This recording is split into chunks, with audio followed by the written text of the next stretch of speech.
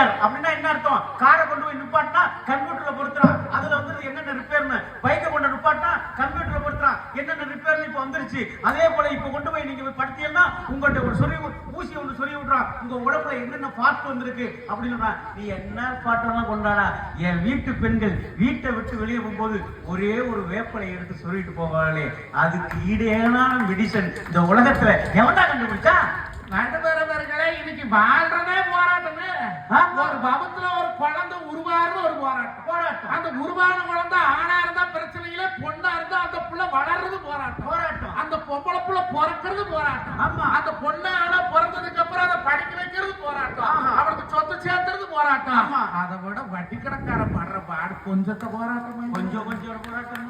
இங்க மாம்பாறையில் உழைக்க முடியாதுன்னு கேரளா போய் கர்நாடகா போய் தமிழ்நாட்டில் இல்ல உலகத்துல எங்கெல்லாம் தமிழர்கள் வாழ்கிறார்களோ அங்கெல்லாம் வட்டி கணக்காரன் திண்டுக்கல்காரன் இருக்கிறாங்க. நல்ல கேரளா போய் பாருங்க, காத்தால மண்டை சொஞ்சிட்டு பணம் வாங்க பொழுதோட எங்க எந்த வந்துடுது எங்கடா வந்தது வந்துட்டா இருக்க ஒரு திருப்பி 2015 கொச்சியில ஒரு நிகழ்ச்சி தமிழர்கள் ஏற்பாடு. யார் ஏற்பாடுனா கரூர் மாவட்டத்துல தான் இங்க பைனான்ஸ் பண்ணிட்டு இருக்க நம்மளால தான் நடுவரவரை இப்ப மங்களூர் தமிழ் சங்கத்து தகவல் ஏற்பாடு பண்ணி போய் சிறப்பா செஞ்சு கொடுத்து வந்தோம்ங்க. ஆமாங்க, மங்களூர் போனோம், பெங்களூர் போனோம், கர்நாடகம் போனோம். தமிழர்கள் எங்கெல்லாம் இருக்கிறார்களோ, முக்கியமா எங்க கொங்கு கவண்டை எங்கெல்லாம் இருக்கிறாங்களோ அங்கெல்லாம் கொஞ்ச நாள் போயிருக்கிறேன். நடுவரவர்களை இன்னைக்கு என்னங்க அவ்வளவு சுலபமா வாழ்ந்துட முடியுமா?